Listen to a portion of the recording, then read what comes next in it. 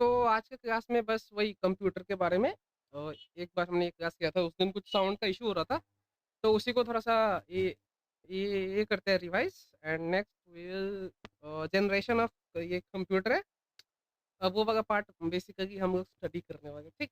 तो सबसे पहला जो चीज़ है computer as you all know computer का जो computer is derived from the Latin word computere which means to calculate. So simply we all know computer is a machine which basically accepts input, process the input data and gives out the output. तो ये सब बहुत generalise term है। हर एक class में computer का बात तो हो ही रहा है, ठीक? तो ये बहुत सिंपल सिंपल डेफिनेशन है, कंप्यूटर का हो गया। बट यहाँ पे डेफिनेशन लिखा हुआ है कि वो डेटा एज़ अ इनपुट নেয়, वो ডেটাটাকে প্রসেস করে, সার্টেন টাইপস অফ ক্যালকুলেশন করে অ্যান্ড দেন ডিজায়ার্ড আউটপুটটা জেনারেট করে। সো এটা আমরা জানি সিপিইউর ক্লাসে হয়তো খুব পড়েছি। তো process both qualitative and quantitative data. Qualitative data qualitative data means the plus और माइनस लाइक 2 + 2 4 होता है। क्वांटिटेटिव डेटा लाइक ये लॉजिकल डेटा लाइक अगर मैंने 2 नंबर कंप्यूटर को इनपुट दिया जैसे 2 और 4, तो मैं चाहता हूँ वो मेरे को पता है कि व्हिच इज़ ग्रेटर 2 और 4। We all know but we want computer to test कि हमें कंप्यूटर को टेस्ट करना है कि उसको आता है नहीं। सो जहाँ पे लॉजिकल टाइप का थिंकिंग इन्वॉल्व्ड है तो उसको कहते हैं क्वांटिटेटिव डेटा एंड जो जस्ट नॉर्मल सिंपल ये कैलकुलेशन है एडिशन सब्ट्रैक्शन, उसको कहते हैं क्वालिटेटिव डेटा। ठीक? और वो एक्यूरेटली और बहुत फास्ट देता है, ठीक? These are some important components processor, memory, motherboard, storage device, input device and output device.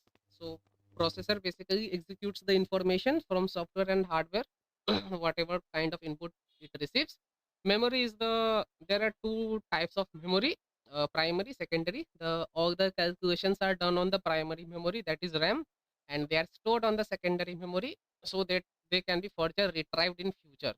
So like hard disk. Okay, motherboard is the most essential part of the computer। यहाँ पे आके जो सारा जो कनेक्शन है वो मदरबोर्ड के through ही run out होता है, यहाँ पे सब कुछ आके कनेक्ट होता है। सो और स्टोरेज डिवाइस तो जैसे हार्ड ड्राइव, वो permanent storage device. Input device जिससे हम कंप्यूटर में इनपुट देते हैं एंड आउटपुट डिवाइस जिससे हमें आउटपुट मिलता है वो मॉनिटर हो गया, ठीक है? और इनपुट डिवाइस पता ही है वो कीबोर्ड हो गया, ठीक? और ये कुछ इम्पोर्टेंट चीज़ है कि यहाँ से आता है जो क्वेश्चंस आया था, like Charles Babbage is also known as the father of computer. Who invented the analytical engine? ठीक है? So Charles Babbage invented is known as the father of computer majorly এটা মনে থাকে? Charles Babbage is basically known as the father of computer, and what he invented was analytical engine, which was the first general purpose computer and difference engine. Okay, so abacus is the first mechanical calculating device and used for addition and subtraction. So first calculating device was abacus, which was basically used for addition and subtraction. And Charles Babbage discovered the first general purpose computer. General purpose computer means type of computer which can perform all sort of tasks. मैंने वो हर type का काम जो मतलब जो छोटा मोटा उस टाइम पे जो काम था, उस टाइम का सारा छोटा मोटा काम था जब चार्ल्स बैबेज ने उसको ये किया था, डिस्कवर किया था। नेक्स्ट पैस्कलाइन, ये क्या था? First mechanical adding machine developed by Blaise Pascal. और ENIAC was the first electronic digital computer and EDVAC was a binary computer developed by John Van Neumann। So basically जो तुम लोग का जो क्वेश्चंस आता है वो एग्जांपल्स बेसिस पे ही आता है, लाइक ENIAC कौन, ये फर्स्ट इलेक्ट्रॉनिक डिजिटल, वो पूछेगा कि फर्स्ट इलेक्ट्रॉनिक डिजिटल कंप्यूटर क्या था? 4 ऑप्शन रहेगा जिसमें से ENIAC भी ये रहेगा। सो बेसिकली इस जो पूरा स्लाइड्स है, try to more focus on the examples, बस हेडिंग्स पे, कुछ ज़्यादा डिटेलिंग में तुमको कोई चीज़ पढ़ना नहीं है। Just for the explanation reason मैंने लिखा है, but just only focus on the names कि क्या-क्या नाम है, बस उससे ज़्यादा और कुछ है नहीं। नेक्स्ट एडवेक ठीक, इसके बाद आता है क्लासिफिकेशन ऑफ कंप्यूटर। या इसमें भी बस ये नाम कि बेस्ड ऑन साइज़ कितने टाइप के कंप्यूटर होते हैं, बेस्ड ऑन वर्किंग कितने टाइप का कंप्यूटर होते हैं एंड बेस्ड ऑन कुछ कैलकुलेटिंग या प्रोसेसिंग पावर कितने टाइप के होते हैं। जस्ट द नेम्स, बाकी ये जो मैंने येलो में जो भी पैराग्राफ में लिखा है ये सब उतना इम्पोर्टेंट नहीं है, बस রিড আউট করে দেনা। এটাকে শুধু একবার পড়ে নেবে, পড়ে নিলে হয়ে যাবে। শুধু এখানে যে ইম্পোর্টেন্ট জিনিসটা হচ্ছে শুধু নামগুলো শুধু মনে রাখতে হবে ক্লাসিফিকেশন অফ কম্পিউটারে। সো বেসড অন সাইজ আমাদের কাছে রয়েছে micro computer. They are the least powerful. Uh These are laptop, personal computer, tablet and handheld computer, personal digital assistants। তো এগুলোকে আমরা এগুলো बेस्ड ऑन साइज क्लासिफिकेशन এখানে হচ্ছে बेस्ड ऑन साइज के साइज के हिसाब से कितने टाइप्स कंप्यूटर हमारे पास अभी अवेलेबल है। एक होता है माइक्रो कंप्यूटर, तो जिसमें क्या-क्या आता है, जो टैबलेट कंप्यूटर, हैंडहेल्ड कंप्यूटर या पर्सनल कंप्यूटर होते हैं, ये सब हम हमारा हो गया माइक्रो कंप्यूटर्स। मिनी कंप्यूटर में क्या-क्या आता है? ये भी छोटा होता है बट ये फास्टर होता है, cost lower than main frame computer.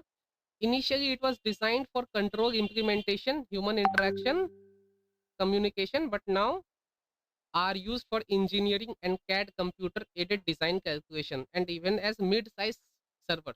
So microcomputer are the least powerful, but जो थोड़ा सा इससे ज्यादा ये होता है पावरफुल होता है, जिसको हम लोग मिड साइज सर्वर, ठीक है, मतलब ऐसा अगर किसी को एक सर्वर चाहिए बट उसका सर्वर का जो डिमांड है वो उतना हाई नहीं है, ठीक है, बहुत उसको मिड साइज सर्वर यानी बहुत मिनिमल ये कॉन्फ़िगरेशन के साथ उसको सर्वर चलाना है, तो उसके लिए मिनी कंप्यूटर बेस्ट है। तो बट ये माइक्रो कंप्यूटर से थोड़ा पावरफुल होते हैं एंड यहाँ पे थोड़ा-सा हेवी टास्क यहाँ पे होता है कंपेयर्ड टू माइक्रो कंप्यूटर, ठीक है? और स्मॉलर इन साइज़ होता है, फास्टर तो होता ही है, cost lower than main frame computer. तो low cost lower than main frame computer, तो मेन फ्रेम कंप्यूटर हमारा नेक्स्ट है। तो मेन फ्रेम कंप्यूटर क्या होता है? They have a large internal memory and processor that process billions of simple calculations and real time transactions. So main frame computers are the servers which were used बहुत पहले के time में, like in 2000s, उस time में जब server का requirement होता था तब मेन फ्रेम कंप्यूटर को बिल्ड किया जाता था, ठीक है? अभी के टाइम पे सब कुछ क्लाउड के ऊपर होता है। क्लाउड यानी हम सर्वर का कुछ पार्ट रेंट पे लेते हैं, लाइक गूगल से रेंट पे ले लिया या अमेज़न वेब सर्विसेज़ हो गया, गूगल क्लाउड प्लेटफ़ॉर्म, और भी बहुत सारा आईबीएम है, बहुत सारा कंपनीज़ है। স্যার, हाँ, কেউ জয়েন হতে পারছে না, গ্রুপে মেসেজ করছে। জয়েন, ও আমি তো এখানে আমি দেখছি না তাই জন্যে। আ কোথায়? ওকে বলো রিকোয়েস্ট পাঠাতে আবার বলো। ওকে।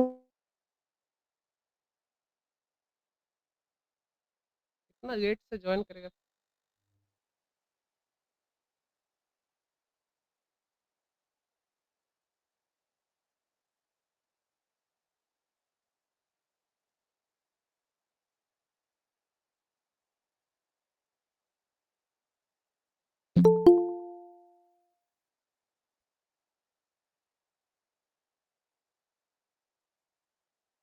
ठीक है। सो और इसका मेन फ्रेम कंप्यूटर।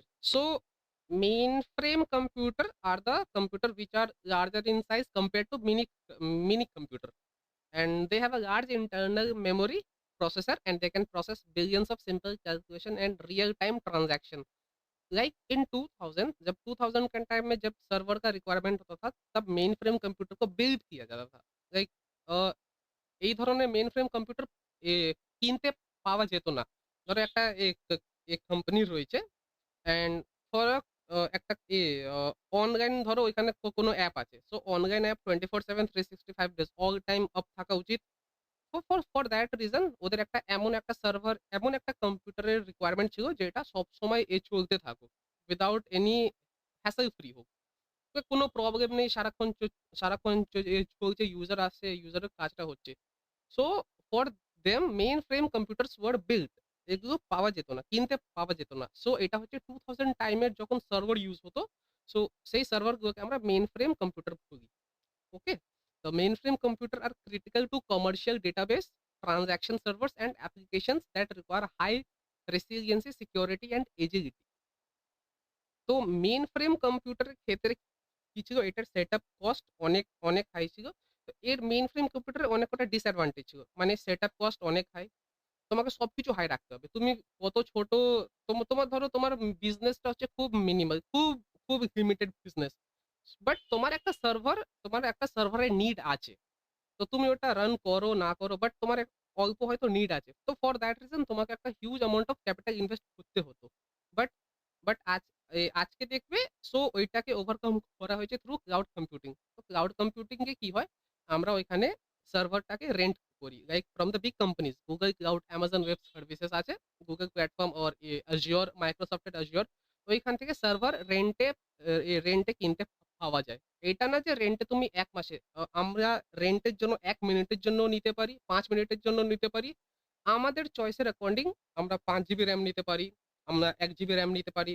মানে যে ধরনের সার্ভার আমাদের চাই, যে টাইম মুহূর্তের জন্য চাই, আমরা সেই ধরনের সার্ভার আমরা ইউজ করতে পারি। আর যদি আমরা ওটাকে স্কেল আপ করতে চাই, ধরো আমার এখন 1 জিবি আছে। আমি ওটাকে এক্ষুনি চাই যে কিছুক্ষণের মধ্যে 2 জিবি হয়ে যাক। যাতে ধরো আমার একটা অ্যাপ আছে, ওই অ্যাপের ওই ক্যাপাসিটি হচ্ছে 2 জিবি ওই র‍্যাম আছে। বাট দেখলাম ইউজার বেসটা অনেক ইনক্রিজ হচ্ছে। তো ফর দ্যাট রিজন ইউজার ফ্লোকে হ্যান্ডেল করার জন্য আমি চাই ওটাকে আমি আরো স্কেল আপ করি। 2 জিবিটাকে 4 জিবি করে দিই।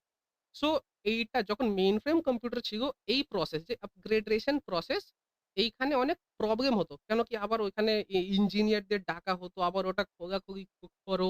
ঠিক আছে? খোঁজাখুঁজি করলে অবভিয়াসলি অ্যাপটা ও অ্যাপ ঠিক আছে? অ্যাপটা হঠাৎ হয়ে যেত, বন্ধ হয়ে যেত। কেন কি তুমি ওটা সবকিছু অফ করবে, তারপরে তো তুমি নতুন কিছু ইমপ্লিমেন্ট করবে।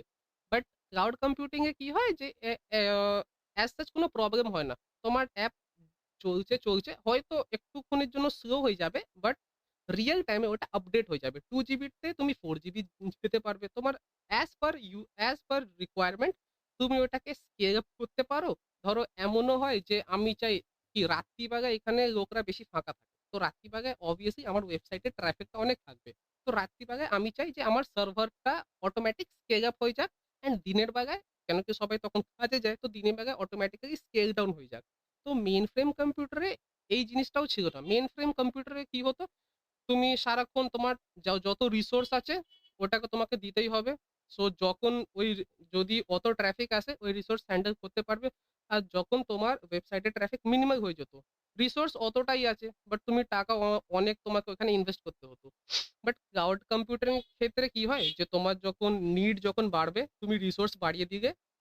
ধরো ৪-৫ ঘন্টার জন্য আমার নিড আছে। আমি ৪ জিবি র‍্যাম ইউ এ এ করব ইউজ। তো ওই ৪-৫ ঘন্টার জন্য তোমার সার্ভারে ৪ জিবি র‍্যাম অটোমেটিক্যালি ও হয়ে যাবে। তারপরে তুমি চাও যে হ্যাঁ, ৪ ঘন্টা পরে যেমন 7 PM টু 11 PM আমি চাই আমার সার্ভারে ৪ জিবি র‍্যাম থাকুক। আফটার দ্যাট ওটা অটোমেটিক্যালি রিডিউস টু 2 জিবি। তো দেন আফটার 11 ওটা অটোমেটিক্যালি 2 জিবি হয়ে যাবে। কেন ওই টাইমে সবাই ঘুমিয়ে পড়ে। এটা ইন্ডিয়ার ক্ষেত্রে দেখবে সবাই ঘুমিয়ে পড়ে ওই টাইমটা বেশি, তো ওইখানে বেশি ইউজার নেই। তো যখন বেশি ইউজার নেই, আমার বেশি রিসোর্স চাই না। তো সেই ক্ষেত্রে এখানে কস্ট সেভিং অনেক হয়। আমরা যতক্ষণ টাইমের জন্য পারি শুধু ওই টাইমের জন্য আমরা সার্ভারটাকে রেন্ট করতে পারি। সো এটা হচ্ছে মেইনফ্রেম কম্পিউটার। এটা আগে ইউজ হতো। এখনকার সবাই ক্লাউডে সবকিছু ডেটা সবকিছুই হয় ক্লাউড। ওকে? তো কিছু এখানে এক্সাম্পলস রয়েছে IBM Z সিরিজ, UNIVAC 1110, ঠিক আছে? এ ধরনের কিছু এক্সাম্পল রয়েছে। তো মেইনফ্রেম কম্পিউটার লাইক যখন লার্জ ডেটাবেস টাইপের যদি কোন প্রবলেমটা ডিল করা হতো, সেটা মেইনফ্রেম কম্পিউটারের সাথে করা হতো। ঠিক আছে? তো বেসিক্যালি এটাকে তোমরা ধরতে পারো যে মেইনফ্রেম কম্পিউটার ওয়ার দ্যা সার্ভারস যেগুলো 2000 এর টাইমে ইউজ হতো। তো এটা হচ্ছে ৩ টাইপের কম্পিউটার বেসড অন সাইজ। তো কি রয়েছে? Micro computers, mini computers and mainframe computers. So based on size এই ৩ টে ধরনের আমাদের কাছে কম্পিউটার রয়েছে। সো শুধু এক্সাম্পল গুলো একবার হয়তো দেখে নিলে ও বাকি আর ওই যে ভেতরে যে আমি যেটা ডেফিনিশন দিয়েছি ওটা শুধু একটা রিডিং দিলে হয়ে গেল। কারণ কি ওইখান থেকে কোয়েশ্চেন আসবে না। নাম থেকে আসতে পারে কি বলো? ফাইন্ড দ্য এখান থেকে কোয়েশ্চেন আসে find the odd one out based ঠিক আছে? তো micro computer, mini computer and mainframe computer হয়তো 4th অপশনে অন্য কিছু আছে। তো এই ৩ টা হলো বেসড অন সাইজ আর একটা হয়তো অন্য কিছুতে থাকবে। আমরা আগে দেখব আরো কয়েকটা আছে টাইপে কম্পিউটারটাকে ক্লাসিফাই করা যায়। তো find the odd one out এই টাইপের কোয়েশ্চেন আসতে পারে এখান থেকে বেসড অন সাইজ। তো দেখো আরেকটা আছে super computer.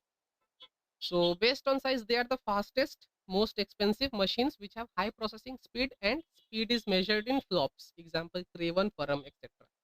So supercomputer is nothing like but ওখানে ডেটা সেন্টারের মতো এনভায়রনমেন্টটা ওদের পুরো ডেটা সেন্টারটা থাকে। অ্যান্ড সুপার কম্পিউটার ক্ষেত্রে লাইক সবকিছু অনেক হয়। অনেক মানে অনেকটাই হয়। তো যখন আমরা অ্যা মানে রিকোয়ারমেন্ট ধরো খুব মানে কোনো অ কি বলবো? কোনো স্পেস মিশন রয়েছে বা কোনো মানে এমন একটা জায়গায় আমরা অ্যাক্সেস করতে চাই সেইখানে মানে request time and response time মানে খুব মিনিমাম। এমনিতেও এটা অনেক কম হয়। Request and response for a machine is fraction of seconds এ ওটা ক্যালকুলেট হয়। বাট আমি চাই ওই ফ্র্যাকশন অফ সেকেন্ডস টাকেও মিনিমাইজ করা হোক। তো ওইটা ওইটা করার জন্য সুপার কম্পিউটার আমরা ইউজ করি। তো সুপার কম্পিউটার দেখবে super computer is mainly used for like তুমি হয়ে গেল রোবোটিক্স। রোবোটিক্স দেখে নাও, আর্টিফিশিয়াল ইন্টেলিজেন্স দেখে নাও। তো যেখানে মানে অনেক হাই অ্যামাউন্ট অফ ডেটাকে ইউটিলাইজ করা হয় বা নেটওয়ার্ক নেটওয়ার্ক অ নেটওয়ার্ক ক্যাপাসিটি যেখানে অনেক হয়। অনেক মানে প্রচুরটাই হয়। ঠিক আছে? হ্যাঁ, ক্লাস রেকর্ড হচ্ছে। তো যেখানে নেটওয়ার্ক ক্যাপাসিটি অনেকটাই হাই রাখবে বা যেখানে অনেক ডেটা রাখবে so that we can further process. তো আমি চাই যেমন ধরো মেশিন লার্নিং হয়তো তোমরা নাম শুনেছ মেশিন লার্নিং যেটা আর্টিফিশিয়াল ইন্টেলিজেন্স। তো মেশিন লার্নিং এর ক্ষেত্রে কি হয়?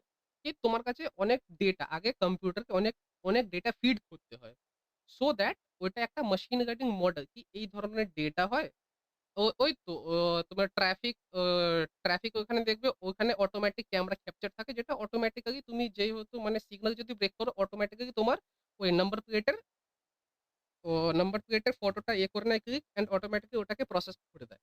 তো আগে ওই ধরনের মডেল বানানোর জন্য আগে ওকে অনেক অ্যাঙ্গেল থেকে ফটো দেওয়া রয়েছে। কি এই অ্যাঙ্গেল থেকে দেখলে এটা এইভাবে প্রসেস করবে, এই অ্যাঙ্গেল থেকে দেখলে এইভাবে প্রসেস করবে।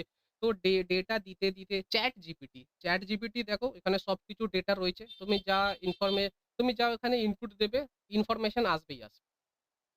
তো ChatGPT মেশিন লার্নিং মডেল বা তুমি এটাও আরেকটা এক্সাম্পল থেকে নাও যে তুমি যখন ওয়েবসাইটে তুমি ধরো Myntra থেকে কিছু একটা সার্চ করবে। তারপর তুমি যেকোনো ওয়েবসাইটে যাও, তুমি সেম অ্যাড দেখতে পাবে। তুমি জাস্ট যেই প্রোডাক্টটা তুমি সার্চ করেছো, সেই প্রোডাক্টের অ্যাডই তোমাকে দেখাবে। তো এটা হচ্ছে কি? তো Google এর কাছে এমন একটা সিস্টেম রয়েছে, এমন একটা মেশিন লার্নিং ওর কাছে মেশিন লার্নিং একটা পিসি রয়েছে। যখন ইউজার এটা সার্চ করবে, ও তোমার ডেটাটা অ্যাক্সেস করে নিলো।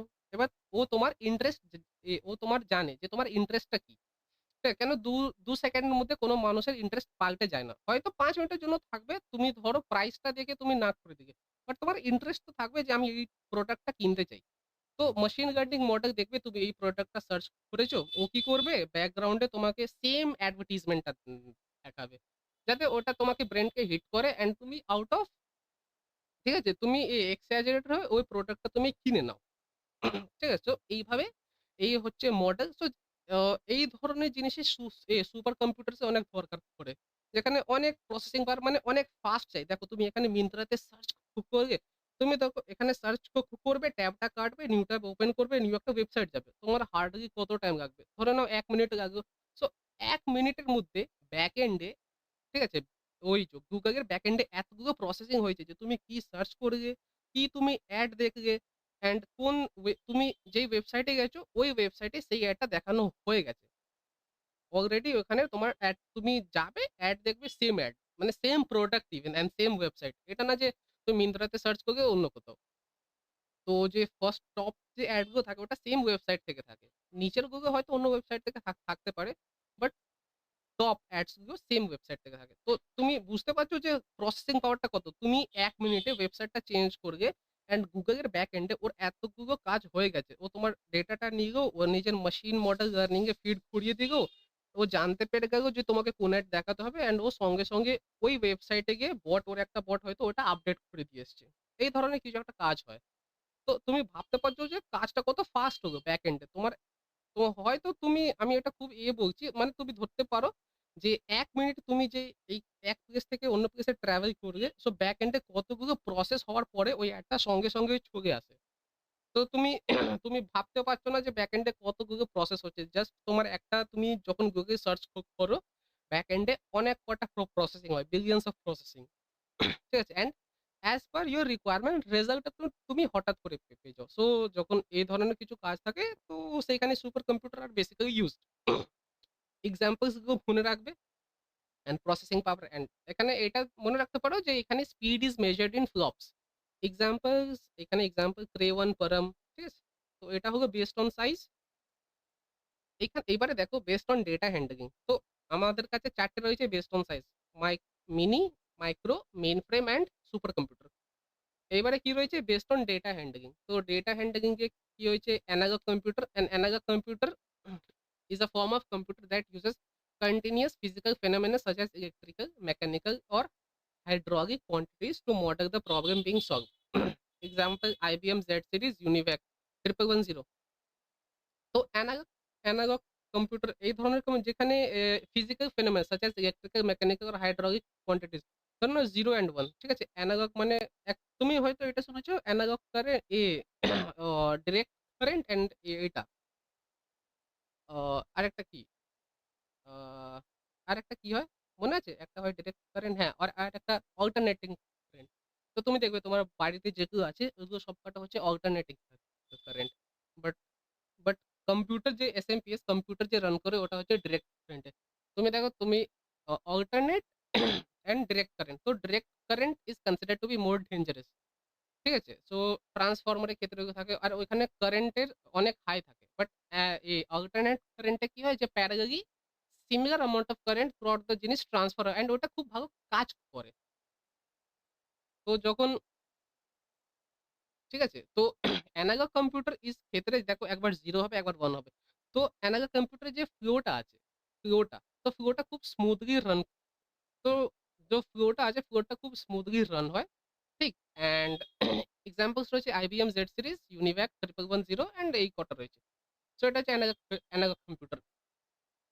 কাজটা শুধু ব্যাস একটু স্মুথলি হয় অ্যান্ড এইটা হচ্ছে এটাও মানে তুমি ওই আগে আমরা যে এই যে টাইপস অফ কম্পিউটার পড়লাম ওইগুলোর মধ্যেই একটা। বাট বেসড অন এটা হচ্ছে based on data handling. Data handling এর অ্যাকর্ডিং এই ধরনের ক্লাসিফিকেশন রয়েছে। যেখানে সবার ফার্স্ট এটা হচ্ছে অ্যানালগ কম্পিউটার। নেক্সট আমাদের কাছে হচ্ছে digital computer, a computer that performs calculation and logical operation with quantities represented as digits usually in the binary number system. তো যেটা আমরা করি ইউজ, যে ধরনের কম্পিউটার আমরা ইউজ করি, সো এটা আমাদের কাছে চলে আসবে ডিজিটাল কম্পিউটারের under. Okay? So usually in the binary number system আমরা যাই ইনপুট দিই ওটা বাইনারি, ওটাকে আগে কনভার্ট করা হয়, দেন ওটাকে প্রসেস করা হয়, দেন ফার্দার ওটা আউটপুট আমাদের দিয়ে দেয়। বাট আ এই যে প্রসেসিং এর জিনিসটা ওটা ইউজুয়ালি বাইনারি নাম্বার সিস্টেমে হয়। হাইব্রিড কম্পিউটার, তো হাইব্রিড নাম থেকে বুঝতে পারো যে কিছু একটা কম্বাইন্ড থাকবে। They are the combination of analog and digital computer machine used in হসপিটালে যেই ধরনের মেশিনগুলো থাকে used in hospital like ECG and dialysis are the commonly used hybrid computer. তো হসপিটালে দেখবে একটা মানে সবসময় এখানে একটা পিসি, একটা মেশিন থাকে যেটা থেকে টেস্ট করা হয় সার্টেন টাইপস অফ টেস্ট। তো কিছু করা আছে আল্ট্রাসোনোগ্রাফি। তো আর সেম ওই একটা মেশিন থাকে আর এক জায়গায় একটা সিস্টেম থাকে। ওরা সিস্টেম দিয়ে ওই মেশিনটাকে, যেটা টেস্টিং মেশিন যেটা দিয়ে বিভিন্ন ধরনের ডিজিজ করা হয় টেস্ট, ওইটাকে ওরা ইনফরমেশন দেয়। ওইটাকে ওরা কিছু একটা ডেটা ইনপুট করলো যে ওইটাকে কি করতে হবে। So such type of system যেখানে অ্যানালগও আছে and digital form of analog computer and digital form of কম্পিউটারও রয়েছে। সো এটাকে আমরা বেসিক্যালি বলে থাকি হাইব্রিড কম্পিউটার। ওকে? তো বেসিক্যালি ইসিজি, ডায়ালাসিস মানে যেখানে কম্পাউন্ড মেশিন আছে। একটা হচ্ছে নরমাল সিস্টেম যেটা থেকে আমরা ফিড দেবো। অ্যান্ড আরেকটা হচ্ছে ওই ফিডটাকে আরেকটা মেশিন ওটা রিসিভ করবে। And based on that input ওটা ওটা যার কাজ ও ওটাকে পারফর্ম করবে। তো এখানে ২ ধরনের কম্পিউটার কম্বাইন্ড হয়ে কাজ করছে। So for that such type of system আমরা ওই ধরনের সিস্টেমকে বলি হাইব্রিড কম্পিউটারস। সো এটা হলো ৩ টাইপের based on data handling. Next আমাদের কাছে রয়েছে জেনারেল বেসড অন পারপাস। তো বেসড অন পারপাস মানে বেসড অন ইউজ, যেটা সিম্পল, যেটা জেনারেল পারপাস মানে আমরা যেই কাজগুলো করি, ধরে নাও ডক, ফাইল, ক্যালকুলেশন, ডেটাবেস, ওটা হলো জেনারেল পারপাস কম্পিউটার। অ্যান্ড একটা হচ্ছে স্পেশাল পারপাস কম্পিউটার। তো যেই ধরনের computer something to perform a specific task. মানে ওই কম্পিউটারে তুমি একটা স্পেসিফিক টাস্কই করতে পারবে। এক্সাম্পল হলো automatic aircraft landing multimedia computer. তো অটোমেটিক এয়ারক্রাফট ল্যান্ডিং। তো ওই সিস্টেমে শুধু মানে যে ইনস্ট্রাকশন বা যাই কিছু হবে ওইগুলো সব এয়ারক্রাফট ল্যান্ডিং রিলেটেড থাকবে। বাট যে জেনারেল পারপাস কম্পিউটার যেটা আমরা ইউজ করি ওটা হচ্ছে জেনারেল পারপাস কম্পিউটার হলো আমরা চালাতে পারি Microsoft, Excel, PowerPoint, video, YouTube, আমরা যা চাই সবকিছু চালাতে পারি। All type of general task can be done. special purpose, they are designed to do some specific task like aircraft landing. তো এই বেসড অন পারপাস এটা অতটা ইম্পর্টেন্ট না। যেটা ইম্পর্টেন্টটা রয়েছে যে বেসড অন সাইজ কি মেইন ফ্রেম ওটা সুপার কম্পিউটার, মাইক্রো, মিনি তারপর হচ্ছে based on data handling, hybrid, analogue, digital. So এইখানে শুধু এই পার্ট থেকে শুধু নামগুলো পড়বে অ্যান্ড ওইগুলো কোন ক্যাটেগরি আন্ডার আসে ব্যাস ওইগুলো। আর ওই ছাড়া আর কিছু করতে লাগবে না, কেন কি ওইটা দিয়ে কিছু ডিটেইলিং অত কোশ্চেন্স তো এখন অবধি তো আমি দেখিনি অত ডিটেইলে কিছু আসছে। সো বাস দ্য নেমস, ওই নেমস গুলোতেই ওরা কিছু ঘুরিয়ে ফুরিয়ে দিতে পারে বা find the odd one out, বা এটা দিকে which of the following is not odd বা which of the following is not ইয়ে based on size, okay, based on size which of the not is a part of based on size computer कुछ ঠিক আছে। তো এই ধরনের কিছু আসতে পারে। যে ধরনের এই ইনপুট আউটপুট থেকে তোমাদের কোশ্চেন আসে না, ইনপুট আউটপুট থেকে তোমাদের কোশ্চেন এইটাই আসে। ওখানে সবসময় নট দেওয়া থাকে কি which of the following is not an input device, which of the following is not an output device, confuse করার জন্য। ওই ধরনের আসতে পারে। এগুলো সিম্পল, বাট সিম্পল ওরা এইভাবে ওরা দেবে যে স্টুডেন্টরা দেখে যাতে কনফিউজ হোক। ঠিক আছে? সো এইটা হচ্ছে হ্যাঁ, এবার এখান থেকে হচ্ছে ফার্স্ট জেনারেশন অফ কম্পিউটার। এইখান থেকে একটু জিনিসগুলো অবজার্ভ করবে যে ফার্স্ট জেনারেশন অফ কম্পিউটার যে কি হয়। আমাদের কাছে টোটাল 5 জেনারেশন অফ কম্পিউটার আছে, ব্যাস ওইটাই আছে। ওই ছাড়া আর কিছু নেই। তো first generation of computer 1946 to 1946 to 1959, এগুলো very slow, very huge and they were very much expensive. ঠিক? So vacuum tubes were used, এটা হচ্ছে সবথেকে ইম্পর্টেন্ট। যেগুলো ইম্পর্টেন্ট ওইগুলো আমি হাইলাইট করে দিয়েছি। তো first generation of computer were slow, huge and very expensive. তো vacuum tubes were used as the basic component of CPU and memory. তো বেসিক সিপিইউ বা মেমোরি যেগুলো যেগুলো দিয়ে তৈরি হতো ওইগুলো ওইটার ওই অবজেক্টের নাম ছিল vacuum tubes. Vacuum tubes. So these computers were mainly dependent dependent on batch operating system and punch cards. Magnetic tape and paper tape were used as output and input devices in this generation. Magnetic tape বলতে paper tape like ওই পুরোনো দেখবে ওই সাইডে square square করা ছিল and মাঝখানে একটা ফিল্মের মতো চলতো। তো সাচ টাইপ অফ টেপস তো ওইগুলো ছিল। ঠিক আছে? তো মেইন হচ্ছে যে এখানে first generation computer they used vacuum tubes for the components of CPU and memory, and they were slow, huge and expensive, and punch cards, magnetic tapes শুধু এই নামগুলো মনে রাখবে হয়ে যাবে। ঠিক আছে? এই কটা ছিল first generation of computer. And এছাড়া এইগুলো রয়েছে এক্সাম্পলস তোমরা জানো, তোমাদের ফুল ফর্ম তো জিজ্ঞেস করাই হয় অ্যান্ড এক্সাম্পলস অবভিয়াসলি আছে। সো ENIAC, EDVAC, यूनी UNIVAC and IBM।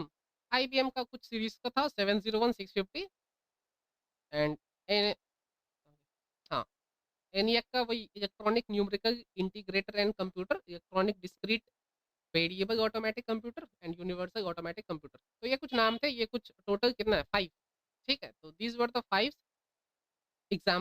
The 5 examples. इसके अलावा और कुछ होंगे बट 5 एग्जांपल्स है ये फर्स्ट जनरेशन ऑफ कंप्यूटर का। सो एग्जांपल्स इज अ मस्ट, क्योंकि एग्जांपल से तो क्वेश्चन आता ही है। ठीक है? और यहाँ पे बस वैक्यूम ट्यूब्स ये वगैरह सब बस एक बार ये रीड आउट कर लेना, एक बार में हो जाएगा याद। इसके बाद क्या था, advantages of first generation of computer. यहाँ से ऐसा टाइप का क्वेश्चन आ सकता है कि स्टेटमेंट रीजन टाइप का क्वेश्चन यहाँ से आ सकता है कि स्टेटमेंट रीजन नहीं तो बोलेगा which of the following is true, मतलब चार स्टेटमेंट दे देगा उसके बाद पूछेगा विच of the following is true for first generation of computer.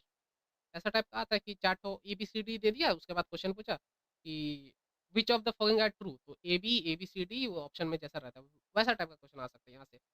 तो उस टाइम पे लाइक जब ফার্স্ট জেনারেশন অফ কম্পিউটার যখন বানানো হয়েছিল সেই টাইমে this were the only electronic device during those days. যখন ফার্স্ট জেনারেশন অফ কম্পিউটার বানানো হয়েছিল, ফার্স্ট জেনারেশন অফ কম্পিউটার টাইমে শুধু ফার্স্ট জেনারেশন অফ কম্পিউটার এমন একটা কম্পোনেন্ট ছিল যেটা ইলেকট্রনিকলি অপারেট হতো। This computer were very fast to calculate at that point of time. ওই টাইমে যখন ডিসকভার হয়েছিল ওই পয়েন্টের টাইমে অবভিয়াসলি দে ওয়ার ফাস্ট, কেন কি এই ছাড়া তো আর কিছু ছিলই না। সো অবভিয়াসলি সব থেকে ফাস্টেস্ট এইটা। And vacuum tube made technology possible in the advent of electronic digital computer. So vacuum টিউবের থ্রু এটা হেল্প হতো। সো এর দ্বারা এক ধরনের রিভিশনেবল। সো এই দেখো এখানে লেখা রয়েছে the computers were very fast to calculate. তো যদি ऐसे those computer were very fast to calculate and those computer very fast to calculate at their time. So আমরা obviously জানি কি আজকের ক্ষেত্রে যে সুপার কম্পিউটার গুলো ওইগুলো ফাস্টেস্ট। বাট যখন ফার্স্ট জেনারেশন অফ কম্পিউটারে ওরা নিজের টাইমে ওদের টাইমে ওরা সবথেকে ওদের ফাস্টেস্ট ক্যালকুলেটিং মেশিন ছিল। ঠিক আছে? তো ডিসঅ্যাডভান্টেজ কি ছিল? It is not really a reliable device, not portable as they were very huge in size. মানে बहुत साइज মানে almost size of a room. And for that reason अब एक मशीन है जो कि रूम के साइज़ का है एंड उसमें कुछ प्रोसेस हो रहा है, obviously it will generate heat. तो हमारा जो फ़ोन होता है वो भी हीट हो जाता है, कंटीन्यूअस यूज़ अगर करोगे फ़ोन हीट होगा, हमारा जो छोटा सिस्टम है वो भी हीट अप होता है। एंड बट जो फर्स्ट जनरेशन ऑफ कंप्यूटर थे, अगर फ़ोटो अगर तुमने देखा होगा तो ऑलमोस्ट एक रूम का साइज़ का था। तो अगर वो रूम का साइज़ जितना मशीन अगर डेटा को प्रोसेस कर रहा है, भले बहुत मिनिमल डेटा है, बट प्रोसेसिंग तो हो रहा है ना, मतलब एनर्जी तो यूटिलाइज़ हो रहा है, तो इट विल जनरेट हीट। तो फॉर दैट रीज़न तो उसको ओवरकम किया जा सके, it always required to be air condition, यानी उसको एयर कंडीशनर रूम में रखा जाना एक मैंडेटरी टास्क था। और पोर्टेबल था नहीं, क्योंकि उतना बड़ा चीज़ को कहाँ कोई एक जगह से दूसरी जगह ट्रांसफर करना ऑलमोस्ट नेक्स्ट टू इम्पॉसिबल है। ठीक है? And it is not really a reliable device, क्योंकि disadvantage not really reliable because उस टाइम में रिलायबल था। जब इसके अलावा और कुछ था नहीं, तब तो ऑब्वियसली ये रिलायबल था, क्योंकि हम तुम्हारे पास और कुछ रिसोर्स है नहीं। बट जैसे नेक्स्ट फर्दर नोड ऐड हुआ, तो उसी टाइम हमने इसको बोल दिया कि ये रिलायबल नहीं है, क्योंकि हमारे पास इससे बेटर ऑप्शंस आ गए थे तब। जब तक बेटर ऑप्शन नहीं है तब तक यही रिलायबल था। ठीक है? तो उस पॉइंट ऑफ इसके पॉइंट ऑफ टाइम में ये रिलायबल भी था एंड ये सबसे बेस्ट था। बट जैसे नेक्स्ट आया तो तो हमने इसको कह दिया कि ये रिलायबल नहीं है, और ये पोर्ट मतलब इसका बहुत सारा कुछ ड्रॉबैक्स भी है, जो डिसएडवांटेजेस है। ठीक, so these were the about first generation of computer. So they used vacuum tubes, magnetic tapes, and punch cards were used. Electronic device, these were the only electronic device, and these were very fast to calculate at their point of time. And drawbacks क्या था? Not very reliable, not portable, and always required air condition. ठीक, second generation of computer यहाँ पे एक update हुआ था। First generation में vacuum tubes का यूज होता था, सेकेंड में ट्रांजिस्टर का यूज होता था। ठीक है, transistor, this computer use transistor. तो ट्रांजिस्टर का एडवांटेजेस क्या था? It were cheap, compact and consuming less power. तो दे वर चीप, सस्ता, compact and consuming less power, compact, shorter. ठीक है, तो ट्रांजिस्टर देखो वो छोटा-छोटा ट्रांजिस्टर अगर हाँ, वो मदरबोर्ड होता है, अगर कंप्यूटर है, अगर कभी कंप्यूटर का वो मदरबोर्ड देखा उसमें अभी भी होता है, ट्रांजिस्टर होता है, या छोटा-छोटा जो इलेक्ट्रॉनिक डिवाइसेस होते हैं, उसमें अभी भी ट्रांजिस्टर होता है, ठीक है? And it made transistor computer faster than the first generation of computer. So basically जो सेकंड जनरेशन অফ কম্পিউটার ছিল যে ওটা ফাস্টার ছিল compare to first generation of computer, because they used transistor and transistor simply এখানে বলা হয়েছে যে transistor were fast than vacuum tubes, okay, and they were cheap, compact, consuming less power. Magnetic codes were used as the primary memory, and magnetic disk and tapes were used as the secondary storage. So magnetic disk, ওই যে ছিল না magnetic disk, যে একটা pin point রেখে দিত and ওটা গান শোনা যেত, তো ওই ধরনের disk, magnetic disk. Okay, so magnetic cores were used primary memory and magnetic disk were as the secondary storage. So and they used transistor and they were faster than first generation of computer. हो गया। And assembly language, तो इस यहाँ से programming का भी एक start हुआ था कि इसमें जो सॉफ्टवेयर वो होता था वो असेंबली लैंग्वेज प्रोग्रामिंग पे बेस्ड होता था, लाइक कोबल एंड फोर्ट्रैन। तो एक एग्जांपल, और ATM, ATM is one of the example जहाँ पे वो फोर्ट्रैन मतलब असेंबली लैंग्वेज प्रोग्रामिंग का यूज होता है। ठीक है, तो फोर्ट्रैन का यूज होता है बेसिकली, एटीएम जो कैश ड्राइंग मशीन है वहाँ पे फोर्ट्रैन का यूज होता है उस प्रोग्रामिंग लैंग्वेज का। And batch processing and multi programming operating system were used in this computers. तो यहाँ से थोड़ा सा, तो फर्स्ट जनरेशन ऑफ कंप्यूटर ये बहुत सिंपल कैलकुलेशन करता था। सेकेंड जनरेशन से जो मेन कंप्यूटर का जो वो स्टार्ट हुआ था, वो बूस्ट अप कि हाँ computer can perform task up to next level, तो यहाँ से हुआ था, क्योंकि यहाँ पे प्रोग्रामिंग लैंग्वेज का इंट्रोडक्शन हुआ था एंड प्रोग्रामिंग लैंग्वेज के थ्रू यहाँ पे बहुत कुछ प्रोसेस कराया जा सकता था सेकेंड जनरेशन ऑफ कंप्यूटर से।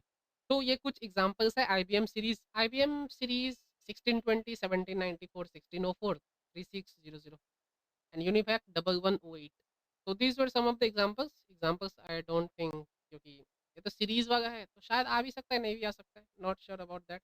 देख लेना एक बार क्वेश्चन, अभी तक मैंने देखा नहीं था कि मतलब सेकंड जनरेशन ऑफ कंप्यूटर से एग्ज़ाम्पल रिलेटेड कुछ क्वेश्चन आता है या नहीं, ठीक है। फुल फॉर्म तो आ सकता है, वो फर्स्ट जनरेशन में था ना यूनिवैक का, तो फुल फॉर्म आ सकता है, बट ऐसा एग्ज़ाम्पल्स एज़ सच मैंने क्वेश्चन देखा नहीं है, तो मेरे को पता नहीं है अभी तक, ठीक है, कि ऐसा कुछ था। बस इम्पोर्टेंट ये है कि यहाँ पे प्रोग्रामिंग लैंग्वेजेस यूज़ होता था, ये ट्रांजिस्टर यूज़ करता था, और कौन सा programming language, COBOL and Fortran and batch processing multi programming operating system were used in this computers, ठीक है। सो ये हो गया हमारा second generation of computer. Third generation of computer में इंटीग्रेटेड सर्किट। तो इंटीग्रेटेड सर्किट भी तुम मदरबोर्ड पे देखोगे तो चिप जैसा होता है, चिप जैसा इंटीग्रेटेड सर्किट, यानी चिप जैसा जो बोर्ड के ऊपर में होता है। मदरबोर्ड फोन में भी होता है, कंप्यूटर में भी होता है, मतलब हर जगह ही होता है, उस चार्जर में भी होता है। एक छोटा सा बोर्ड टाइप का होता है, उस पर एक स्क्वायर या रेक्टेंगल शेप में छोटा सा चिप चिप जैसा जो चीज होता है, वही होता है इंटीग्रेटेड, ठीक है, integrated circuit instead of transistor. A single IC can pack huge number of transistor which increase the power of a computer and reduce the cost. तो इसको तुम ऐसे रिलेट अप कर सकते हो, जैसे देखो अर्लियर वी यूज्ड डिस्क। अगर हमें डेटा स्टोर करना होता था तो सीडी का यूज करते थे, सीडी का यूज करते थे, जिसमें हार्डली 2 GB तक डेटा स्टोर आ जाता, मान गए थे फॉर अ सेकंड की 2 GB। बट अभी देखो वो जो मेमोरी कार्ड होता है वो 32 GB का भी होता है, सेम साइज का मेमोरी कार्ड 64 GB का भी होता है, सेम साइज से साइज सेम ही रहता है, वो 128 GB का भी होता है, 256 का भी होता है। तो साइज सेम है, बट कैपेसिटी उसका इंक्रीज होते जा रहा है, मतलब उसके अंदर का जो मटेरियल है वो कहीं ना कहीं छोटा हो रहा है, ठीक है। इसका सिंपल सा बात ये है कि ओवरऑल साइज उसका सेम है, बट उसका अंदर का जो मटेरियल है, जहाँ पे एक्चुअल में डेटा स्टोर होता है, वो बहुत कॉम्पैक्ट होते जा रहा है, बहुत लेस स्पेस ले रहा है, ठीक है। तो ट्रांजिस्टर के केस में क्या था कि ट्रांजिस्टर से ही ये चलता था, बट ट्रांजिस्टर को स्पेस चाहिए था। बट आईसी के केस में क्या हुआ कि आईसी जितना, ठीक है, तो आईसी कहने से क्या हुआ, जो ट्रांजिस्टर में जितना amount of space transistor consume करता था, उतना अमाउंट ऑफ स्पेस में एक अगर आईसी लगा दे तो वो बहुत सारा ट्रांजिस्टर का स्पेस को रिड्यूस कर देता था। यानी एक आईसी से हम लोग बहुत ट्रांजिस्टर का जो नंबर ऑफ यूज ट्रांजिस्टर है वो बहुत घट के नीचे आ जाता था, ठीक है। एंड ऑब्वियसली अगर नंबर ऑफ ट्रांजिस्टर हमारा रिड्यूस हो रहा है तो उसका कॉस्ट घटेगा। लाइक अगर 10 ट्रांजिस्टर के बदले अगर हम 4 ही ट्रांजिस्टर हमको यूज करना पड़ रहा है, ऑब्वियसली इसका भी यूज होता था, ट्रांजिस्टर का ही यूज होता था, बट वो एक आईसी के फॉर्म में है। जैसे स्टोरेज डिवाइस, सीडी भी एक स्टोरेज डिवाइस है, मेमोरी कार्ड भी एक स्टोरेज डिवाइस है, बट वो फिजिकली उसका जो स्पेस है वो एरिया वो ज़्यादा लेता है, एंड ये बहुत कम। सेम केस है ट्रांजिस्टर और यहाँ पे आईसीज का, ठीक। So increase the power of a computer and reduce the cost. तो जितना, जैसे सेकंड में हमने पढ़ा कि ट्रांजिस्टर के वजह से स्पीड इंक्रीज हो गया था, और थर्ड में क्या हुआ कि ट्रांजिस्टर के बदले हमने आईसी लगा दिया, तो उसने क्या किया, बहुत सारे ट्रांजिस्टर को एक ही जगह एक्यूमुलेट करना स्टार्ट कर दिया। इट मीन्स दैट कि हम अगर आईसी का नंबर हम इंक्रीज करें तो नंबर ऑफ ट्रांजिस्टर हम बहुत ज़्यादा इंक्रीज कर सकते हैं, ठीक है। तो obviously it will fast than second generation of computer. Automatically transistor का जैसे इंक्रीमेंट हुआ, automatically third generation of computer second gen से फास्ट हो ही जाएगा, ठीक है। And the computer also become more reliable, efficient and smaller in size. तो एक तो स्मॉलर होता गया, रिलायबल यानी बहुत कन्वीनियंट होता गया, easy to use, and efficient, like बहुत सारा टाइप का प्रोसेसिंग होने लगा जो अभी तक, जैसे एक होता है ना, एक मोमेंट पे आके लगता है, नहीं नहीं ये काम तो अब इस कंप्यूटर से नहीं हो सकता। तो वही तो अब, मतलब जो सोच सकते थे कि ये प्रोसेस कंप्यूटर से नहीं हो सकता वो भी होने लगा, तो उस वजह से वो एफिशिएंट भी होने लगा। और स्मॉलर इन साइज, तो उसका साइज ऑब्वियसली अगर तुम बड़ा चीज़ को छोटा जगह में हम ला के रख रहे हैं तो साइज ऑटोमेटिकली रिड्यूस डाउन हो जाएगा। जैसे फॉर एग्जांपल, और मैं एक एग्जांपल देता हूँ, जैसे सोचो ये कंप्यूटर में जो ये होता है, ये प्रोसेसर होता है, ठीक है। तो प्रोसेसर तो कंप्यूटर में सेम i5, ये नाम सुना होगा अगर कंप्यूटर के बारे में कभी खरीदने गए, i3, i5, i7, i9, तो देखोगे ये होता तो एक ही जैसा है, बट प्राइस में बहुत ज़्यादा वैरायटी आता है। ऐसा क्यों है, ठीक है। सो i5, i7, i9, जैसे AMD का, राइजन का कोई भी प्रोसेसर उठा लो, पहले तो M4 सॉकेट में ही आ जाता था सब, M4 सॉकेट, लाइक साइज उतना उतना साइज उसका उतना ही रहता था, राइजन 3, राइजन 5, राइजन 9, ठीक है। बट कॉस्ट 60, 10,000 से स्टार्ट होके वो 60,000 तक चला जाता था। बट फिज़िकली उसका साइज़ उतना ही है। इसका मतलब क्या हुआ कि जो 10,000 वाला के अंदर जो कंपोनेंट है, ठीक है? साइज़ उसका उतना ही है, बट 60,000 वाले के केस में क्या हुआ कि कंपोनेंट का जो 10,000 में जो कंपोनेंट था, उसका जो साइज़ था, जो यूज़ हो रहा था उसके अंदर में, उसका साइज़ रिड्यूस्ड हो गया। फॉर दैट रीज़न हम सेम अमाउंट ऑफ स्पेस में अब ज़्यादा कंपोनेंट का यूज़ कर सकते हैं। अब जितना ज़्यादा कंपोनेंट होगा, उतना ज़्यादा वो चीज़ फ़ास्ट होगा, यानी उतना ज़्यादा प्रोसेसिंग वो कर सकता है। जैसे अगर 2 गेट है, जैसे सोचो एक ग्लास ऑफ वाटर, एक ग्लास में पानी है और एक बॉटल के अंदर में पानी है। तो ग्लास का जो माउथ होता है वो तो बड़ा होता है कंपेयर टू बॉटल। तो जब हम ग्लास से पानी डालेंगे और एक बॉटल से पानी को ये बाहर निकालेंगे, तो ग्लास से बहुत जल्दी फ़ास्ट फ्लो होगा, क्योंकि वहाँ पे जो माउथ ऑफ द ग्लास है वो बहुत बड़ा है कंपेयर टू बॉटल। तो जितना ज़्यादा उसका वो कैपेसिटी, जितना ज़्यादा वहाँ पे कंपोनेंट्स होगा, प्रोसेसिंग पावर भी उतना ज़्यादा होगा। बट एरिया उसका सेम रह रहा है। For that reason cost automatically increase हो जाता है। बट फिज़िकली वो ठीक है, तो बट जो फिज़िकल एरिया है वो उसका उतना ही रहता है। कि मेन कंपोनेंट ये है कि चीज़ को छोटा से छोटा बनाया जा सके एंड उसको ज़्यादा से ज़्यादा पावरफुल बनाया जा सके। कि मतलब साइज़ उसका बहुत मिनिमल हो, आउटपुट उसका मैक्सिमाइज़ हो। मैक्सिमम यानी मोर देन मैक्सिमम, जितना लोग एक्सपेक्ट भी नहीं कर सकते। तो यही रीज़न, तो आईसीज़ में यही हुआ था कि आईसीज़ के अंदर बहुत सारे ट्रांजिस्टर, मतलब एक स्पेस में एक आईसी जितना स्पेस लेता था उसमें बहुत सारे ट्रांजिस्टर आ जाता था। तो फॉर दैट रीज़न ऑटोमैटिकली ये फास्ट हो गया and they became more reliable, efficient and smaller in size, क्योंकि अब जहाँ पे 10 आईसी में सोचो 4 मीटर स्क्वायर का एरिया लग रहा था, 4 मीटर नहीं, जैसे 4 सेंटीमीटर का, तो वहीं पे अब अ, वो उसको 10 ट्रांजिस्टर पे अब बस 2 ही सेंटीमीटर का ये लग रहा था एरिया, तो एरिया ऑटोमेटिकली रिड्यूस होते गया। ठीक।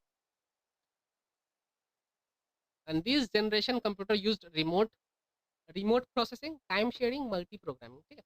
सो मल्टी प्रोग्रामिंग हमने देखा था कि सेकंड जनरेशन में भी था। मल्टी प्रोग्रामिंग सेकंड जनरेशन में भी था। यहाँ पे नया क्या था? Remote processing and time sharing. Time sharing means real time sharing. Real time sharing like मैं अभी यहाँ पे बैठा हूँ और तुम मेरा सेम, मैं यहाँ पे जो भी डिस्प्ले आउट कर रहा हूँ, तुम्हारा वहाँ पे विजिबल हो जा रहा है। मैं यहाँ पे जस्ट ऐसे नेक्स्ट करूँगा तो ये चीज़ जैसे फोर्थ जनरेशन आ गया तो तुम्हारा वहाँ पे ऑलरेडी डिस्प्ले हो चुका होगा जब तक मैं ये बात कह रहा हूँ। ये होता है रियल टाइम शेयरिंग, ठीक है? टाइम शेयरिंग वही रियल टाइम, कि रियल टाइम पे हम डेटा को एक जगह से दूसरे जगह पर भेज सकते हैं। रिमोट रिमोट प्रोसेसिंग मतलब एक जगह से दूसरे जगह का एक्सेस।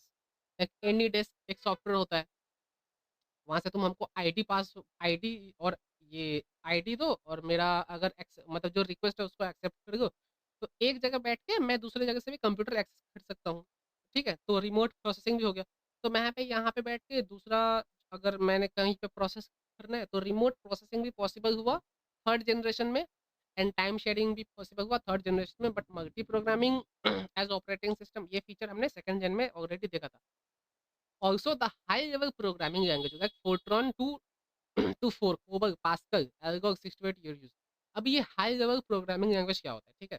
बता दे रहा हूँ, हाई लेवल मतलब क्या होता है कि अभी इससे पहले पास्कल, ठीक है, इससे पहले भी था, फोर्ट्रैन इससे पहले भी था, बट ये क्या हुआ, अभी फोर्ट्रैन 2 to 4 आ गया। अब फोर्ट्रैन 2 to 4 में हाई लेवल लैंग्वेज मतलब क्या होता है ना, कि हम जो प्रोग्राम लिखते हैं ना, वो हमको समझ में आता है, हमको ज़्यादा ईज़िली समझ में आता है। उसमें जो इंग्लिश लैंग्वेज का जो यूज़ है कि system dot out dot println या प्रिंटफ, ठीक है? ये कुछ कोड्स है जो जावा या सी में यूज़ होता है, system dot out dot println. तो मुझको पता है कि system dot out dot println मैं लिखूँगा तो वहाँ पे आउटपुट आ जाएगा। अभी मशीन क्या करता है, कंपाइलर या इंटरप्रेटर, ये दोनों टर्म सुना हो, तुम लोग का सिलेबस में है। ठीक है? तो कंपाइलर या इंटरप्रेटर क्या करता है, तो हमने जो system dot out dot println लिखा है, वो उसको क्या करेगा, उस स्टेटमेंट को वो ऐसा वो 0 और 1 में चेंज करेगा, जो कंप्यूटर को समझ में आता है। देन उसको वो प्रोसेस करने के लिए भेजेगा। तभी जाके कंप्यूटर को समझ में आता है कि मैंने लिखा क्या है। मैं लिख रहा हूँ system dot out dot println, उससे एक बाइट कोड जनरेट होगा, जो कि मैंने जो इंग्लिश में कोड लिखा है, उसके करेस्पॉन्डिंग एक बाइट बाइट कोड जनरेट होता है एंड वो बाइट कोड जाता है फर्दर ये प्रोसेसिंग के लिए एंड उसके बाद हमें आउटपुट मिलता है। तो high level programming language like, अभी और एक जस्ट मैंने थोड़ा देर पहले पढ़ा था assembly language programming. Assembly language programming में क्या होता है ना, असेंबली लैंग्वेज प्रोग्रामिंग में हम प्रोग्राम करते हैं, बट वो बहुत सिंपल होता है, लाइक ऐड सब्ट्रैक्ट।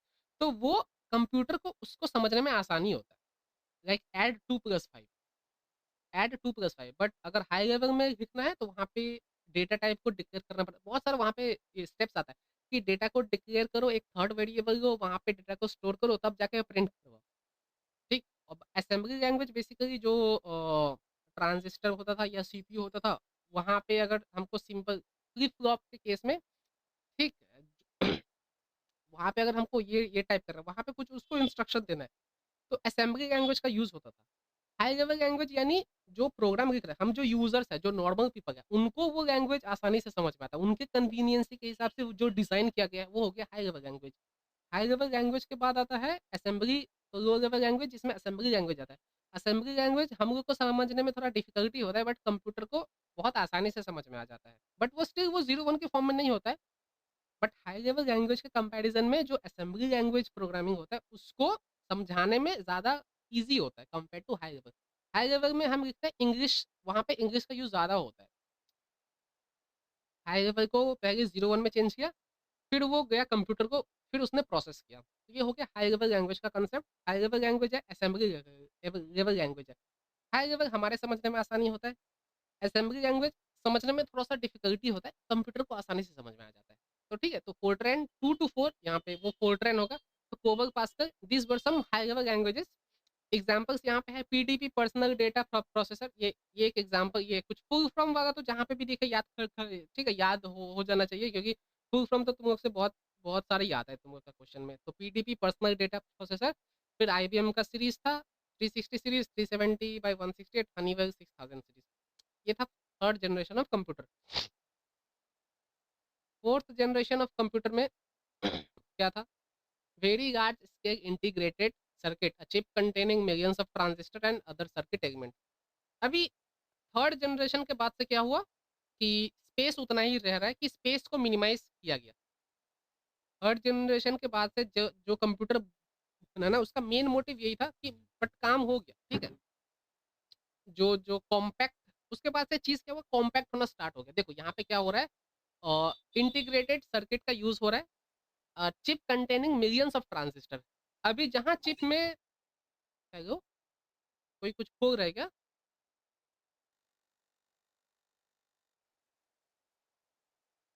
ठीक है। तो यहाँ पे क्या हुआ, जैसे जहाँ पे ट्रांजिस्टर, पहले ट्रांजिस्टर का यूज़ होता था, फिर चिप के अंदर बहुत सारे ट्रांजिस्टर का यूज़ होने लगा। फोर्थ जनरेशन में क्या होगा, अभी मिलियंस ऑफ ट्रांजिस्टर आ जा रहे हैं सिंगल चिप में। तो जो अमाउंट ऑफ ट्रांजिस्टर का जो यूज़ है, वो इंक्रीज़ हो रहा है। बट जो अमाउंट ऑफ स्पेस है, वो डिक्रीज़ हो रहा है। इससे क्या हो रहा है, जो प्रोडक्ट है, उसका जो साइज़ है, वो ज़्यादा स्मॉल होते जा रहा है। फॉर दैट रीज़न, एक तो ट्रांजिस्टर इंक्रीज़ होगा, स्पीड ऑटोमैटिकली इंक्रीज़ होगा, क्योंकि जितना ज़्यादा ट्रांजिस्टर होगा, वो उतना ज़्यादा डेटा को प्रोसेस कर पाएगा। ठीक है? जितना ज़्यादा डेटा, जितना ज़्यादा ट्रांजिस्टर, उतना फ़ास्ट प्रोसेसिंग, फ़ास्ट उतना ये कैलकुलेशन भी होगा। ठीक है? और साथ में कुछ एक्स्ट्रा अदर एलिमेंट्स भी आ जा रहे हैं। So for that reason fourth generation of computer में क्या हुआ, बस फोर्थ जनरेशन ऑफ कंप्यूटर से क्या होने लगा कि अमाउंट ऑफ स्पेस को मिनिमम रखा जाए एंड नंबर ऑफ ट्रांजिस्टर को मैक्सिमम मैक्सिमम हो।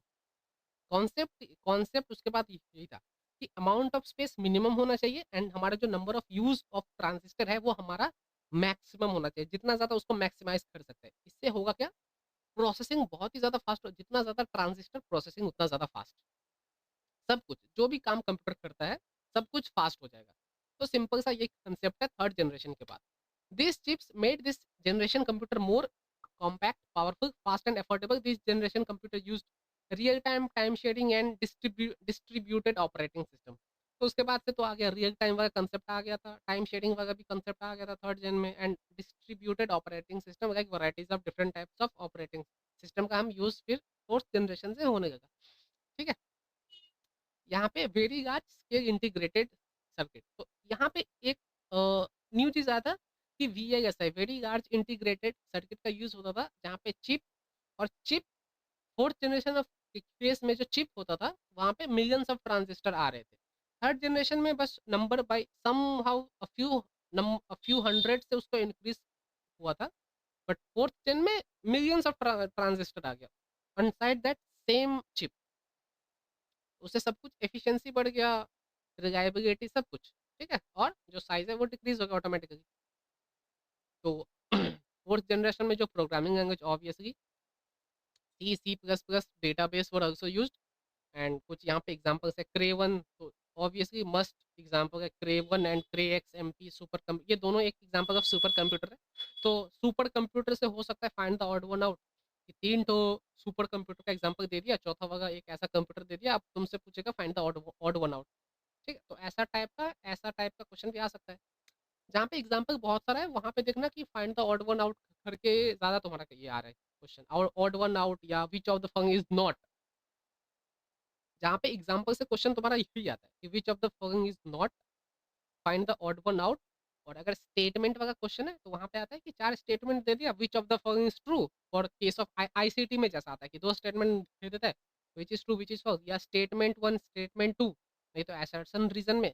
तो अगर स्टेटमेंट है तो वही असर्शन रीजन, नहीं तो स्टेटमेंट वन स्टेटमेंट टू, नहीं तो चार स्टेटमेंट दे देगा, बोलेगा which of the following are true for RAM और फॉर दिस, तो वैसा टाइप। और जहाँ पे एग्जांपल्स है तो एग्जांपल में बेसिकली जो डायरेक्ट क्वेश्चन हमसे पूछता है वो जो पीएनजी जो फाइल फॉर्मेट है कि ऑडियो फाइल के लिए कौन सा यूज़ होता है। और यहाँ पे ऐसा है कि यहाँ पे भी यहाँ पे तो देखो, यहाँ पे तो कोई फॉर्मेट जैसा कोई सीन नहीं है, यहाँ पे जस्ट प्लेन एग्जांपल है कि Cray one Param Cray X MP, these are all the examples of supercomputer. तो यहाँ से ऑड वन आउट टाइप का क्वेश्चन आने का चांसेस ज़्यादा है कि तीन ऑप्शन दे दिया सुपर कंप्यूटर का, चौथा वाला कुछ और दे दिया। तो वहाँ से तुमको आइडेंटिफाई करना है कि वो किस बेसिस पे पूछ रहा है, कि ऑड वन आउट है नहीं, वो तुमको सोचना होगा। तो ऐसा मत सोचना कि चारों तो कंप्यूटर ही है तो ऑड वन आउट क्या है, ठीक है। अब तुमको बोला कि चारों कंप्यूटर है तो हो सकता है तो डिफरेंट टाइप्स ऑफ कंप्यूटर हमें पता है कि बेस्ड ऑन डेटा हैंडलिंग होता है, बेस्ड ऑन साइज होता है, या एक सुपर कंप्यूटर होता है, तो वो भी हो सकता है, ठीक है। तो वैसा टाइप का मेंटेलिटी भी थॉट रखना तो हो जाएगा, फिर कंफ्यूजन नहीं लगेगा कि ये सब है। तो क्रे1 होएगा जो एंड क्रे एक्स एमपी, तो these are the supercomputer. Lastly fifth generation of computer we are using. So अभी क्या होगा, सिंपली यहाँ पे क्या होगा, VLSI is replaced with ULSI, ultra large scale integration. अभी बस स्पेस अभी सेम ही है, इंटीग्रेशन पे इंटीग्रेशन होते जा रहा है। It made possible the production of micro processor chips with the 10 million electronic component, ठीक है। सो 10 मिलियन इलेक्ट्रॉनिक কম্পোনেন্ট। তো তুমি জাস্ট ভাবো কি তোমার যে একটা সিস্টেম রয়েছে, তোমার একটা সিস্টেম। তো তুমি মনিটরটা বাদ দিয়ে দাও। Just consider the motherboard. Motherboard उसमें कुछ 10 मिलियन इलेक्ट्रॉनिक कंपोनेंट्स, तो तुमको देख के लग रहा है उतना छोटा-सा जगह में ऐसा कुछ हो भी सकता है। ठीक है, बट होता है कि मतलब जितना स्पेस स्पेस वही है, स्पेस का रिक्वायरमेंट वही है, बट नंबर ऑफ जो यूज़र्स, ठीक है, बट नंबर ऑफ जो कंपोनेंट है वो इंक्रीज़ हो रहा है। बस वही, तो थर्ड जनरेशन के बाद से वही हो रहा है कि स्पेस उतना ही है, कंपोनेंट को इंक्रीज़ करते जाओ, उसका पावर ऑटोमैटिकली इंक्रीज़ होते जाएगा। And this generation of computer used parallel parallel processing hardware and AI software का यूज़ यहाँ पे हो रहा है। It makes the possible product. तो यहाँ पे माइक्रो प्रोसेसर का जो सीन है, माइक्रो प्रोसेसर जो सीपीयू छोटा-सा होता है, ठीक है? सी जो मदरबोर्ड के अंदर देखना वो सबसे बड़ा एक स्क्वायर टाइप का होता है, वो होता है माइक्रो प्रोसेसर, एंड उसके अंदर होता है ट्रांजिस्टर, ठीक है? तो ट्रांजिस्टर का साइज़ जितना छोटा होगा, जिसको नैनोमीटर में कैलकुलेट किया जाता है, तो वो सीपीयू वो प्रोसेसर होता है, उसके अंदर होता है ट्रांजिस्टर, एंड वो उसका साइज़ नैनोमीटर में होता है, नैनोमीटर। अभी नैनोमीटर जितना ज़्यादा वो साइज़ उसका रिड्यूस्ड होगा, उतना ज़्यादा वो एफिशिएंट होता जाएगा। जैसे को आई5 है, आई9 है, तो आई9 में ज़्यादा है, आई5 में बहुत ही ज़्यादा कम है कंपेयर टू आई9, जिस वजह से आई9 का कॉस्ट ज़्यादा है आई5 से, ठीक है? यही सब बात। तो सिंपली थर्ड जनरेशन के बाद से क्या हुआ कि डिफरेंट टाइप का हमने कंपोनेंट्स इंट्रोड्यूस किया, बट मेजर चेंजेस जो हो रहा था वो ट्रांजिस्टर के केस में हो रहा था कि मिनिमम स्पेस में मैक्सिमम ट्रांजिस्टर को कैसे इनपुट किया जाए ताकि उसका रिलायबल उसका एफिशिएंसी इंक्रीज हो जाए, ठीक है? उसका प्रोसेसिंग पावर इंक्रीज़ हो जाए, वो ज़्यादा एफिशिएंट हो जाए एंड जो अमाउंट ऑफ ऑपरेशन हो रहा है, वो भी मैक्सिमाइज़ हो जाए। सिंपल कांसेप्ट उसके बाद से यही था। अब धीरे-धीरे जैसे-जैसे न्यू टेक्नोलॉजीज़ आते जा रहे हैं, वो उनको अडॉप्ट ऑटोमैटिकली हो रहा है। जैसे देखो, जैसे 5th जनरेशन कंप्यूटर जो सुपर कंप्यूटर है, वो भी तो 5th जनरेशन ऑफ कंप्यूटर के अंदर ही आता है ना? जो हमारा जो नॉर्मल जो कंप्यूटर है, वो भी हमारा 5th जनरेशन ऑफ कंप्यूटर के अंदर ही आता है। 5th जनरेशन ऑफ कंप्यूटर में हम इसीलिए इसको कैलकुलेट करते हैं क्योंकि हम माइक्रो प्रोसेसर चिप्स का यूज़ करते हैं। एंड जो सुपर कंप्यूटर होता है वो भी माइक्रो प्रोसेसर चिप का यूज़ वगैरह करते हैं। ठीक है? तो ये दोनों ही 5th जनरेशन ऑफ कंप्यूटर में आ जाता है। बस वो वो एफिशिएंसी और आउटपुट के मामले में वो बहुत हाई है। मतलब हमारा जो नॉर्मल कंप्यूटर होता है वो तो उसके सामने कुछ है नहीं। But we both are using micro processor, that's why हम दोनों ही 5th जनरेशन ऑफ कंप्यूटर का ये है यूटिलाइज़ कर रहे हैं। ठीक है? तो यहाँ पे तो सी प्लस प्लस, जावा, सी ठीक है? सो दीज़ आर ऑल द तो ये सब जो भी है, ये सब हाई लेवल प्रोग्रामिंग लैंग्वेजेज़ हैं, ठीक है? सी का यूज़ तो हर जगह होता है। सी इज़ मोर रिलायबल देन मतलब और जैसे प्रोग्रामिंग लैंग्वेज बहुत सारा है, तो कुछ प्रोग्रामिंग लैंग्वेज है जहाँ पे सिक्योरिटी जहाँ पे मेन कंसर्न होता है, वहाँ पे जावा का यूज़ होता है और जहाँ पे प्रोसेसिंग फास्ट चाहिए, वहाँ पे सी का यूज़ होता है। तो सी इज़ ऐसे ये एक्स्ट्रा इन्फॉर्मेशन है कि सी इज़ बहुत क्योंकि सी हर जगह आता है। सी हर जगह इसीलिए आता है क्योंकि जो माइक्रोसॉफ्ट जो विंडोज़ का ये हुआ है डिज़ाइनिंग हुआ है, वो भी सी में हुआ है, ठीक है? तो माइक्रोसॉफ्ट विंडोज़ का डिज़ाइन वो भी सी में हुआ है। सब कुछ का डिज़ाइन मतलब मोस्ट चीज़ का डिज़ाइनिंग सी में होता है ताकि जो ये प्रोसेसिंग है, तो कंप्यूटर उसको जल्दी से जल्दी एग्ज़ीक्यूट कर पाए इसको, ठीक है? जो भी हमने लिखा है प्रोग्राम उसको फास्ट एग्ज़ीक्यूट हो, for that reason C is used और जहाँ पे सिक्योरिटी कंसर्न होता है, वहाँ पे मैक्सिमम जावा का यूज़ तो होता ही है, ठीक है? गेमिंग में भी जावा का यूज़ होता है मल्टी थ्रेडिंग जैसे अगर साइमल्टेनियसली हमको दौड़ना भी है, जंप भी करना है, फायर भी करना है, जस्ट इन केस ऑफ ये कोई भी वो बीजीएमआई गेम जो होता है, बैटलफील्ड का कोई भी गेम होता है जहाँ पे मल्टीपल कंपोनेंट हमको साथ में रन आउट करना है, तो वहाँ पे जावा का यूज़ होता है as it support multi threading, ठीक है? एंड ये कुछ एग्ज़ाम्पल्स हैं desktop, notebook, ultrabook, Chromebook, 5th generation of computer का। सो इसके बाद क्या है? हाँ, तो जो मेजर पार्ट था वो यहीं तक था, ठीक है? एंड इसके बाद से बस कुछ चीज़ें हैं, मैं पता होगा बस शॉर्ट में बस बता दे रहा हूँ, ठीक है? इनपुट डिवाइसेस में इनपुट डिवाइसेस पता है? इनपुट डिवाइसेस के बारे में मैं नहीं बता रहा हूँ, मैं बता रहा हूँ जो कीबोर्ड जो होता है, keyboard is a kind of typing device, okay? तो अगर पूछ तो ऐसा भी क्वेश्चन है कि टाइपिंग डिवाइस, पॉइंटिंग डिवाइस, ये एक टाइप का क्वेश्चन था कि टाइपिंग डिवाइस में एग्ज़ाम्पल क्या होता है? एग्ज़ाम्पल ऑफ टाइपिंग डिवाइस, ये एग्ज़ाम्पल ऑफ पॉइंटिंग डिवाइस। तो अगर कीबोर्ड जो है, कीबोर्ड टाइपिंग डिवाइस है क्योंकि यहाँ पे हम कुछ इनपुट देते हैं तब जाके वहाँ पे डिस्प्ले आउट होता है, ठीक है? तो mouse is a kind of mouse is a kind of pointing device क्योंकि माउस से हम क्या करते हैं ये जैसे ये मेरा माउस रहा तो मैं यहाँ पे इनपुट पे क्या मैं यहाँ पे पीछे जाना चाहूँ तो पीछे जा सकता हूँ, मैं यहाँ पे सामने जाना चाहूँ तो सामने जा सकता हूँ। तो मैंने किसी एक यहाँ पे स्क्रीन पे कहीं पे पॉइंट करा एंड मैंने क्लिक करके उसको इंस्ट्रक्शन दिया कि आगे जाना है या पीछे जाना है, ठीक है? तो ये एक टाइप का पॉइंटिंग डिवाइस हो गया, ठीक? तो मैक्सिमम जो चीज़ होता है वो पॉइंटिंग डिवाइस ही होता है। अभी फ़ोन में देखो कि कीबोर्ड तुम्हारे पास होता है, फ़ोन में कीबोर्ड होता है, ठीक है? बट हम उसको क्या करते हैं टैप करके इनपुट देते हैं। तो हमारा जो फिंगर है वो एज़ अ पॉइंटिंग डिवाइस वहाँ पे एक्ट कर रहा है, ठीक है? तो फ़ोन में जो कीबोर्ड होता है, वो भी एक पॉइंटिंग डिवाइस ही है। लैपटॉप पे जो टच पैड होता है, वो भी एक पॉइंटिंग डिवाइस है, ठीक? क्योंकि वहाँ से बस हम कंट्रोल करते हैं, ठीक? हम टैप देंगे, वो ठीक है, वो लेफ्ट राइट वो माउस ऑटोमैटिकली मूव होगा। तो ये सब हो गया पॉइंटिंग डिवाइस। स्कैनर पता ही है, it is used to scan documents. बस इसके बाद जॉयस्टिक ये भी एक पॉइंटिंग डिवाइस है। राइट पेन राइट पेन ठीक मतलब अगर मैं यहाँ पे कुछ लिखूँ तो स्क्रीन पे उसका डिस्प्ले वगैरह आ जाए तो और ठीक तो ये राइट पेन होता है। Right pen is also input device. Microphone पता ही है, माइक्रोफ़ोन जहाँ से मतलब ऑडियो रिकॉर्डिंग ऑडियो के यूज़ आता है या ट्रांसफर साउंड।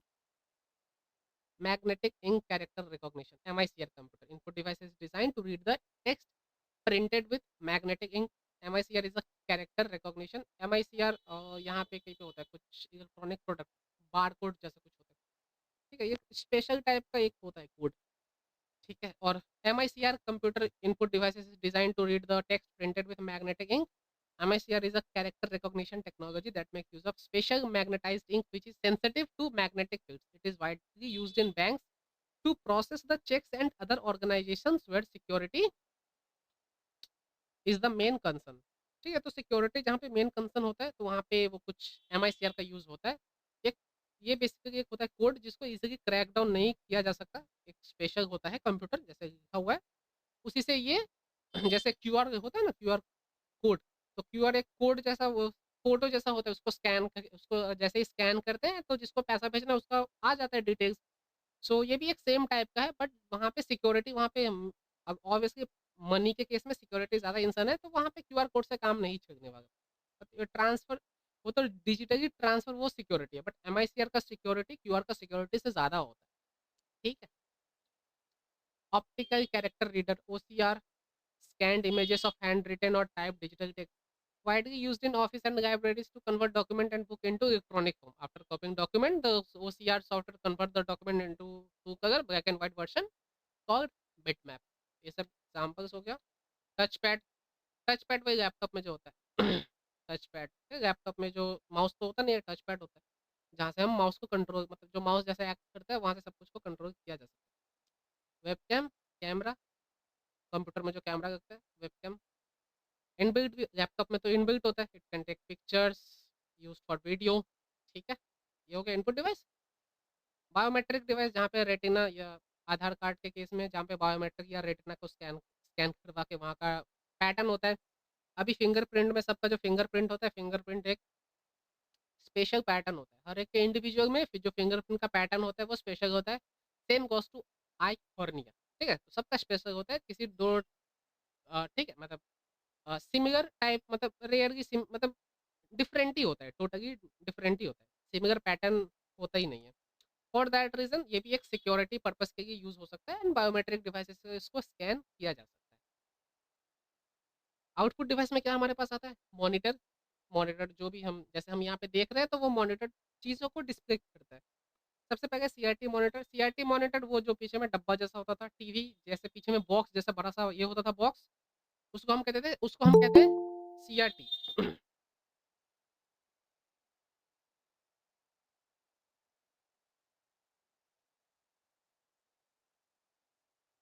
ठीक है, तो जिस टीवी के पीछे में बॉक्स जैसा वो होता था या पीसी के केस में भी होता था।